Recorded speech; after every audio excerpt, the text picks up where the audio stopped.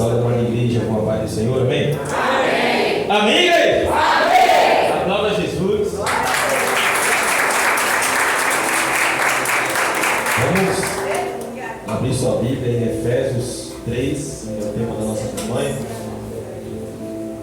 Efésios 3, verso de número 14. Louva a Deus pela vida da liderança, a qual me confiou mais uma vez estar aqui, pela presença de todos.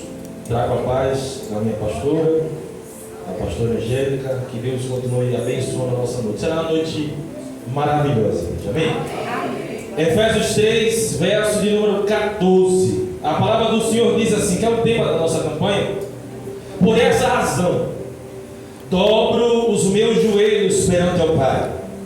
No 15, de quem toda a família nos céus e na terra recebe o seu nome, para que, segundo as riquezas da sua glória, vos conceda que sejais interiormente fortalecidos com poder pelo seu Espírito. No 17, e que Cristo habite pela fé em vosso coração, a fim de que, arraigados e fundamentados em amor.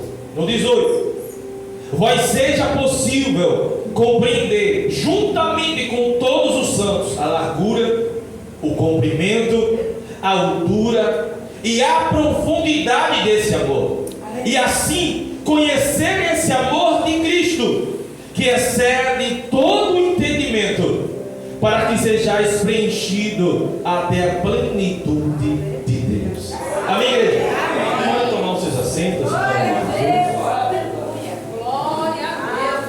Igreja, nós vamos nessa noite, nessa campanha, que é uma campanha que me chamou muita atenção durante essa semana. Eu estava comentando na igreja antes do culto, que é onde nós de joelho nós podemos vencer qualquer batalha. Quando a campanha é nós de joelhos perante as lutas, por essa razão, por essas lutas que nós estamos passando, aí eu pergunto, pastor, qual a razão que vocês vieram? Qual a razão que vocês colocaram o joelho no chão para contemplar a beleza da santidade de Deus? O que é que vocês vieram buscar? O que é que vocês vieram colocar no propósito com o Senhor? Preste atenção. Para nós entendermos até onde Paulo chegou, por essa razão, ele dobrou o joelho. Nós devemos entender que razão foi essa. Aí no verso de número 1 ele diz assim: por essa razão, eu, Paulo, sou prisioneiro de Cristo por amor de vós, gentil. Olha só, ele está preso por amor das pessoas que estão lá fora, por amor de vós, gentil. Olha o que Paulo está nos dizendo nessa noite, para a nossa igreja, nesse momento em espírito. Eu estou preso, mas eu estou escrevendo uma carta para vocês que estão aí fora se alegrar, se animar e não desistir.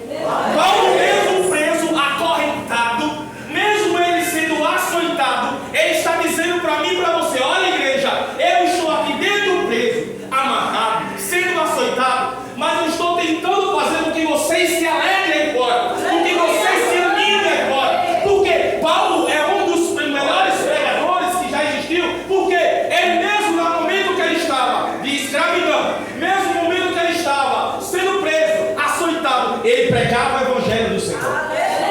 Ele está nos dizendo que, como assim, pastor Paulo? Eu preso, eu estou pregando para quem está lá fora. Paulo poderia muito bem dizer: não, eu estou preso aqui, as pessoas estão lá fora que se virem. As pessoas estão lá fora livres que se virem. Paulo está preso, não está dizendo para alguém que está lá fora: e seja livre. Seja livre, seja liberto. Porque é o mesmo Jesus que me colocou ali dentro, que ele tinha um propósito de estar ali dentro. Que propósito é esse, pastor Paulo? Todo momento que Paulo passa, ele tem um propósito do Senhor. Paulo escreve essa carta de Efésios, assim como Filipenses, Filemão. Ele estava preso, acorrentado. Para você entender, nas prisões de Roma, as pessoas que ele entravam, 90% daquele que era preso, ou ele saía leproso, ou ele saía morto. Não tinha como mais 10% sair vivo. Só sairia vivo dali se Deus tivesse um propósito. Aí diga vocês, igreja, Deus tem um propósito na vida de Paulo, dentro do cárcere. Como assim, pastor Paulo? Me explique como. ser preso pelos romanos, para que ele lá dentro pudesse fortalecer aquele que lá fora. Ele passa 3 anos em Efésios, pregando, evangelizando, falando do amor de Jesus, que ele é poderoso. Primeiro, Paulo, ele vem depois de Jesus, ele não vê Jesus, ele vem depois dele. Como ele vem depois, ele está contando algo que ele não viu, mas ele presenciou. A graça alcançou Paulo. Quando Paulo estava no caminho de Damasco, a Bíblia diz que o Senhor chegou até ele. Presta atenção, no meio do caminho, no caminho de Damasco, ele estava com a carta para prejudicar os cristãos. Aí o Senhor apareceu para ele no caminho de Damasco. Pum, deixou ele cego, deixou ele cair no cavalo. E a Bíblia diz: vai lá, Ananias, coloca as mãos sobre Paulo, sobre ele, porque a partir de hoje eu quero usar ele como meu servo. A partir desse momento ele vai entender o que é ser perseguido pelo meu nome. Você imagina um cara que está preso, imagina um cara que está cego, imagina um homem cego 3 dias por estar perseguindo os cristãos. Aí a palavra do Senhor diz que vai o profeta, vai o homem, vai o diabo, vai o pastor, vai o diaconisa, estende as mãos para ele. Quando ele estende as mãos, o poder que está sob a autoridade daquele homem que Deus colocou, volta ele a enxergar. Agora, Paulo, eu vou te ensinar. Você vai entender a partir desse momento o que é você saber sofrer pelo meu nome. Você um dia estava perseguindo, agora você vai ser perseguidor. Como? Eu vou lhe explicar. Está Paulo caminhando. A Bíblia dele que ele disse que ele estava indo no caminho de oração. Quando ele estava indo para o caminho de oração, existe uma mulher com espírito de adivinho. Aí Paulo andando com Silas, ele olha para ver se está repreendido esse espírito que está sobre você. A Bíblia diz que aquela mulher muda o patamar dela, ela cai. Quando ela volta ao normal, aquele espírito já não está mais nela. Imediatamente o espírito não está mais nela. O espírito ele viu que estava sobre ela, não está mais. A Bíblia diz que as pessoas a qual estava sendo sustentado por aquele espírito engano começa agora a perseguir Paulo e a perseguir Silas. Olha só que perseguição, linda, pastor lá. Quer dizer que perseguições faz parte do processo. Paulo estava fazendo a obra de Deus. Paulo estava no caminho da oração. Tinha saído para orar, para caminhar, como nós saímos hoje no feriado, para orar, para clamar o nome do Senhor, para pregar o nome dele. Como é que um homem desse ainda é preso? Paulo está sendo preso por pregar a verdade. Paulo está sendo preso, Pedro Edson, por dizer a verdade, por expulsar o demônio que estava sobre uma mulher, sobre uma menina. As pessoas que dependiam, as pessoas que estavam se fortalecendo através daquela mulher, agora começam a prender, prende ele, deixam ele preso dentro de um cárcere. E detalhe para que vocês entendam, não é essa subzombi de hoje não, onde você toma banho de sol, onde você tem acesso ao seu telefone, onde você tem comidas da boa, onde você tem internet. Não.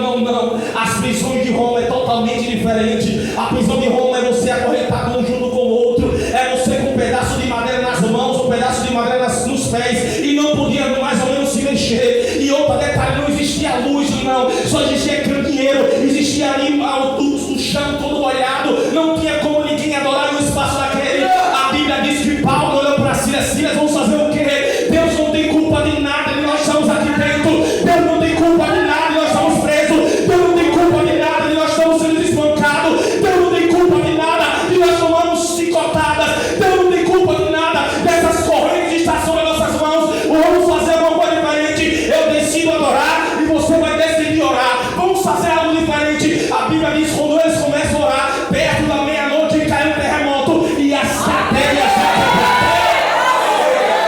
O que é isso, pastor? É quando você decide orar, quando você decide adorar o seu joelho perante ao Senhor para clamar a Ele. Ele tinha alguma coisa? Não. Ele não tinha culpa de nada. Deus não tem a culpa de nada dele estar ali dentro. Faz parte do processo. Faz parte das coisas que nós passamos. Faz muitas das vezes que nós olhamos para um lado, olhamos para o outro. Detalhe, igreja. Paulo, que nós estamos pregando nessa noite, era o mesmo Paulo que ele pegava os lenços dele, igreja, enxugava, e quando ele tocava nas pessoas, as pessoas eram curadas. Quem sabe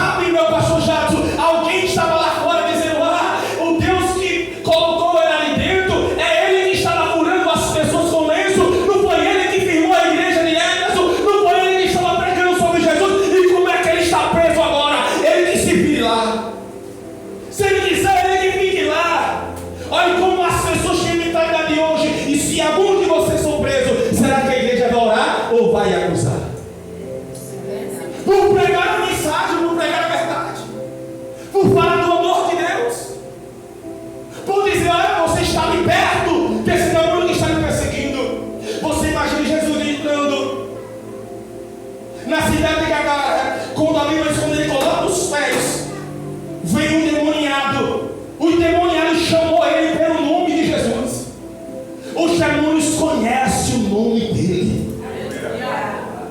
Uma certa vez alguém tentou expulsá-lo. Os demônios: olha, eu estou expulsando em nome de Paulo. E Paulo eu conheço. E quem é você? Paulo eu conheço, Jesus Cristo eu conheço. Mas quem é você? É esse homem que pregava. Esse homem que pregava de um lado, pregava do outro, ensinava. Esse homem que agora está preso. E mesmo ele preso, a boca dele não é fechada. Glória a Deus. Pastor, não me explique. Uma das coisas que o diabo ainda erra: prende as nossas mãos, prende os nossos pés, acorrenta. Mas uma coisa que ele não consegue calar é a nossa voz. Uma das coisas que não consegue bloquear e fechar a nossa boca, a nossa voz. Pode fechar as igrejas, pode tirar o microfone, pode tirar o som, pode apagar as luzes, mas mesmo assim você tem que adorar a esse Jesus. Pode botar o que quiser botar ali dentro. Você imagina Paulo sofrendo, igreja. Entre dentro da história, entre na época onde o chão estava gelado, onde o chão estava com água, onde não tinha mais o que comer, onde ele estava preso com as mãos, preso com os pés. Quem estava do lado dele dizendo: para de escrever, não tem nem como escrever aqui escuro, e você está escrevendo para um povo que está lá fora. Para quê?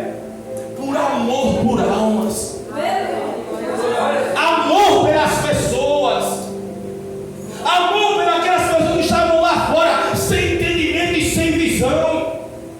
Você imagina um homem aprisionado, mas querendo bem das pessoas que estão lá fora, dizendo: eu não viva desse jeito não.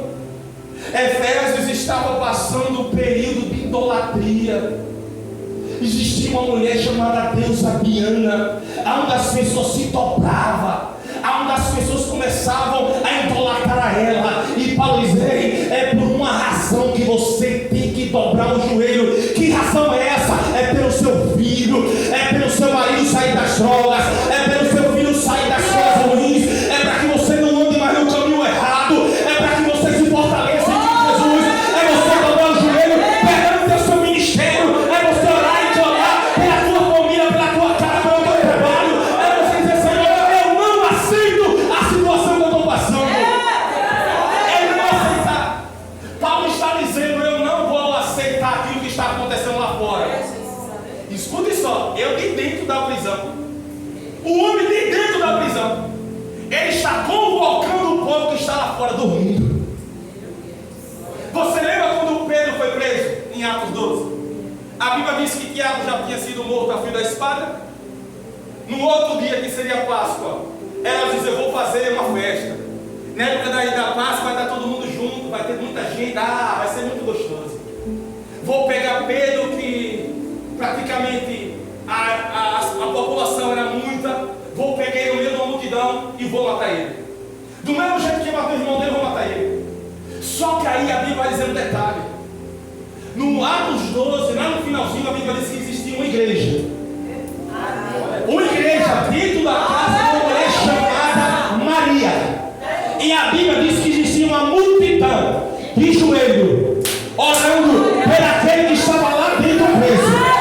Olha só o detalhe disso aqui. Ainda, Pedro está preso, mas eu estou aqui fora orando por ele, para que ele seja solto. E quando Pedro está dormindo, a igreja estava orando, dizendo: solta Pedro, solta Pedro, solta Pedro, solta Pedro. A Bíblia diz que aparece um anjo dentro da prisão. Detalhe, a prisão não era essas prisões de hoje. Existia 4 quartéis de soldado, 16 soldados na frente da prisão, para que Pedro não fugisse. Isso tudo por causa de um crente.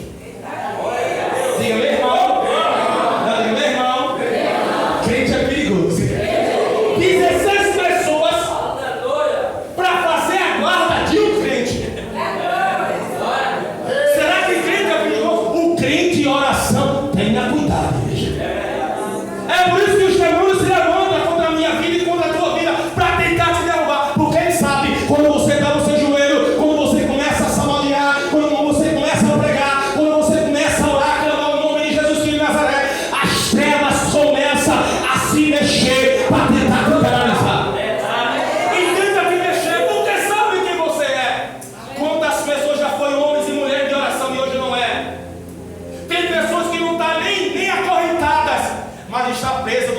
ora no mundo espiritual não consegue orar.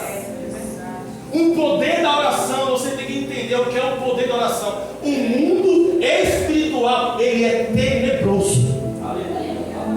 O mundo espiritual não é esse mundozinho que você vê nos filmes, não. É quando você começa a dizer: Senhor Jesus, acampa os teus anjos ao redor da minha casa. Quando você começa a orar, a Bíblia diz que ele acampa anjos ao seu redor. Salmo 24. Por que, pastor, não se redor? Porque o nosso aniversário, o diabo, ele fica rugindo como leão do lado de lá, porque não tem poder nem autoridade para entrar, porque existe um montão de anjos ao seu derredor.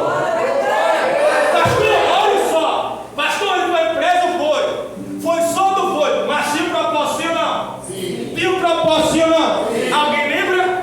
A Bíblia diz que ele é preso, as cadeias se quebram. Quando as cadeias se quebram, existe um homem, um soldado que estava lá dentro, a qual Deus enviou Paulo e Silas dentro da prisão por causa de uma pessoa. Existia um carcereiro que estava ali, que precisava ser salvo, ele e a família dele. Por causa de uma pessoa, Deus colocou Paulo e Silas ali dentro. Pastor, não entendi. A Bíblia diz que o cárcere disse: eu vou me matar agora, porque aquele que dá uma ordem me disse: se você fugir, você ia morrer. Eu prefiro eu me matar. Paulo olha para ele: não se mate não, precisa não. E o que eu preciso fazer? Você só precisa crer. Se você crer, vai ser salvo você e toda a tua casa. Por causa de uma pessoa, Deus quebrou o cárcere, quebrou as correntes e quebrou as cadeias para salvar uma pessoa, para salvar uma família. A sua oração tem o poder de quebrar as correntes, de quebrar os grilhões.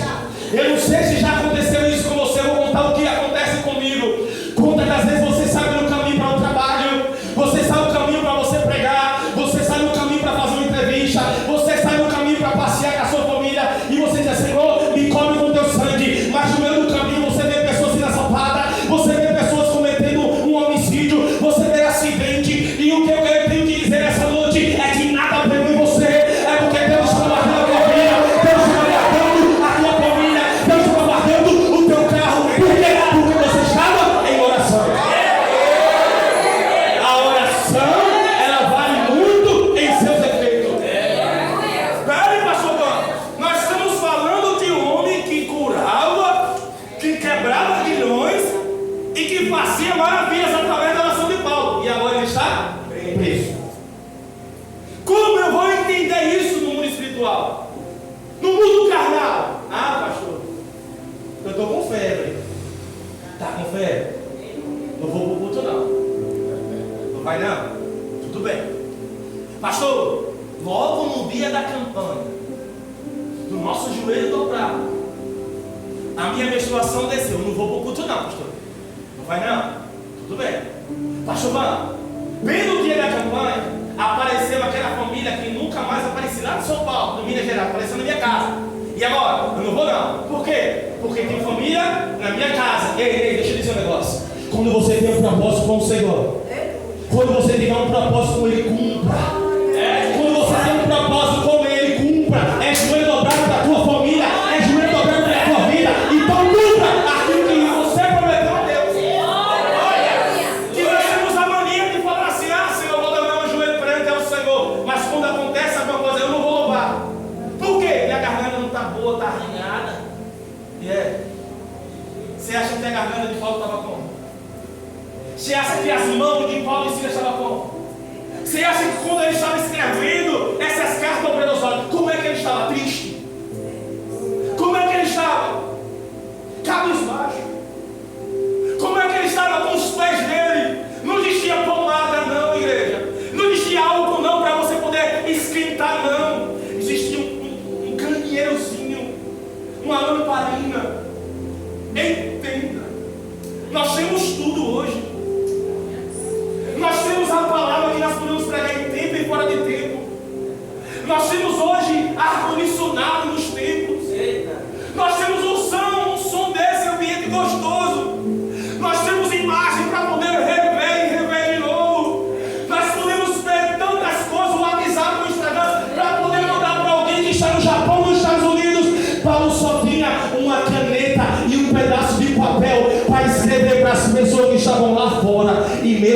assim ele não desistiu.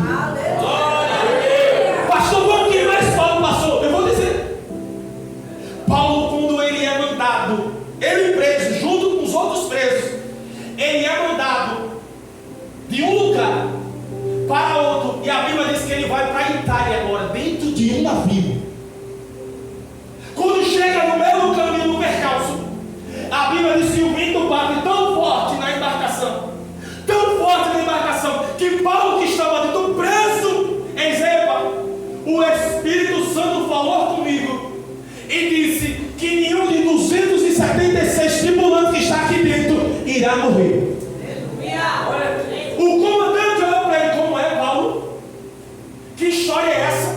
Deixa eu te dizer um negócio. Desde o dia que eu estou preso aqui dentro dessa embarcação, eu estou em jejum. E o meu Deus me avisou que ninguém irá sofrer dano algum. A Bíblia diz que o vento bate tão forte que a embarcação se quebra. Aí Paulo se lembra daquilo que Deus tinha falado com eles, que ninguém ia morrer. A Bíblia diz que cada um pega um pedaço de madeira, coloca em cima das suas mãos, embaixo das suas mãos, e eles vão direto para a ilha chamada Ilha de Malta. Todos os 276 tripulantes, ninguém morreu. Quando ele chega na Ilha de Malta, a Bíblia diz que os bárbaros recebem ele, os moradores da região. Era um lugar perigoso, um lugar de serpente, de abelha, de coisas perigosas. A Bíblia diz que quando eles chegam lá, eles são bem recebidos. A Bíblia diz que Paulo começa a agitar feixes, madeira, gravetos. Por que, pastor? Era frio. Aquelas pessoas tinham caído na água, estavam com frio. Como eles estavam com frio, tinha que esquentar, pegar madeira para se botar no fogo. A Bíblia diz que quando Paulo está juntando as madeiras dos peixes, aparece uma serpente. E a Bíblia diz que essa serpente pega no braço de Paulo. Igreja. Estava o quê? Chovendo. Eles estavam com o quê? Frio. Com o quê? Frio. Precisava fazer o quê? Fogo. Presta atenção. Só que nós passamos isso direto. Estava o quê, igreja? Chovendo. Como é que se acende fogo na chuva? Como é que você pega madeira molhada e acende? Como? Era frio. Estava chovendo. A Bíblia em Atos 28 diz que estava chovendo. Se estava chovendo e Paulo estava juntando as madeiras estão o quê? Molhadas. Como é que pegou fogo? Como Deus quer fazer. Não era somente o fogo normal, o fogo humano. Era fogo do Espírito Santo que já estava querendo usar. A Bíblia diz que tinha 276 pessoas. Só ficou Paulo. Você já percebeu que quando nós vamos fazer uma coisa própria do Senhor, é você que é ferido?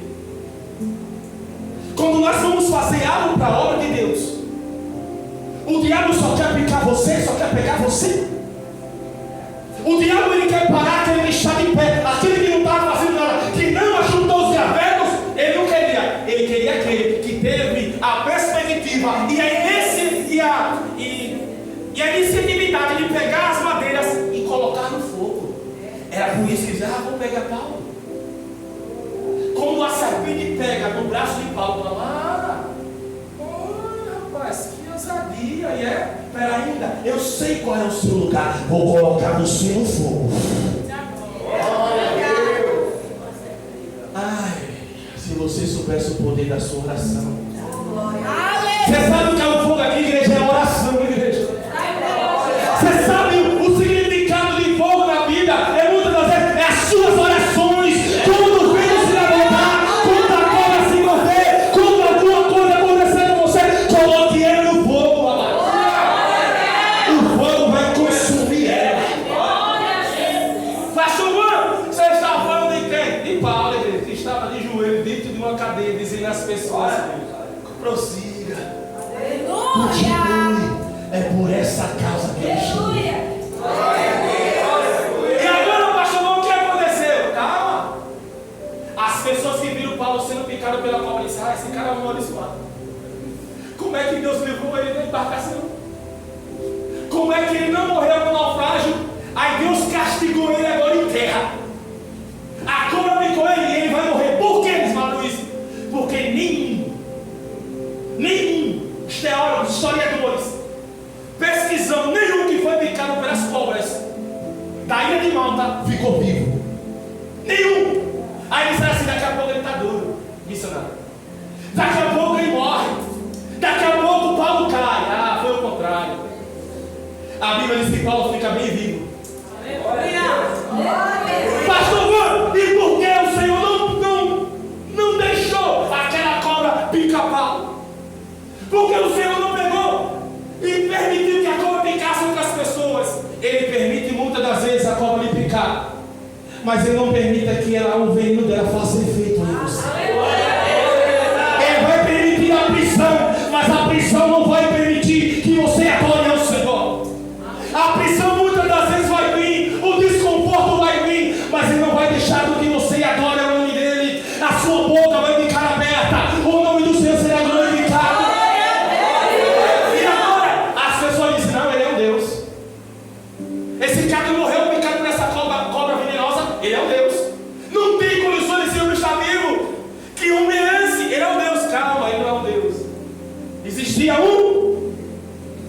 um propósito. Repita comigo: existia um propósito.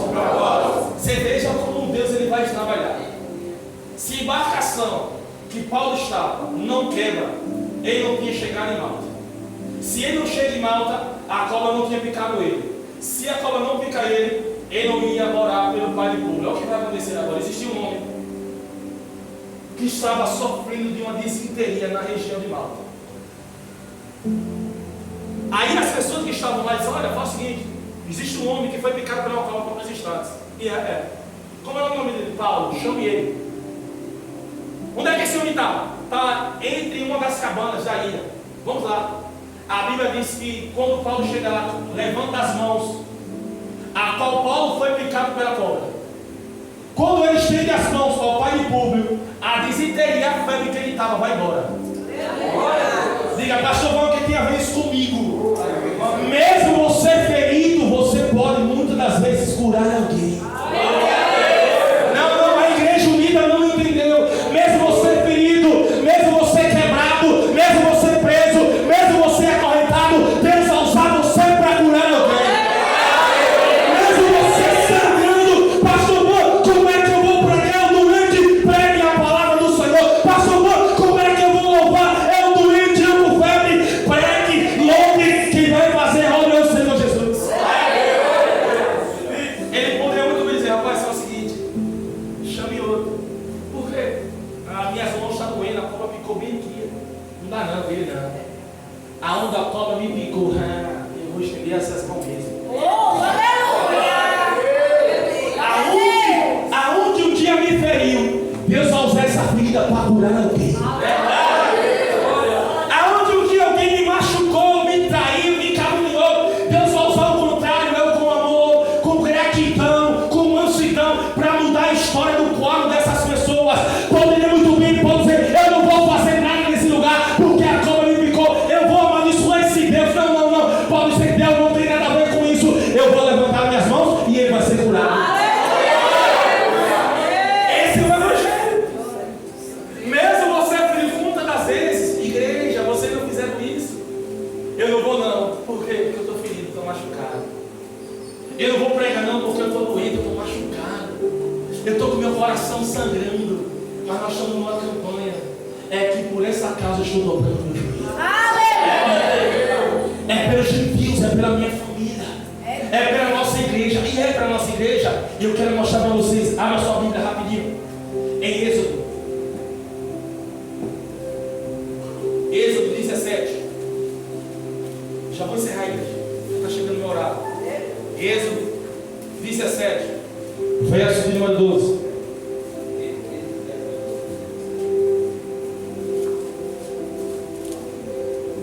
Pastor, já posso dar o senhor? Vem cá, filho.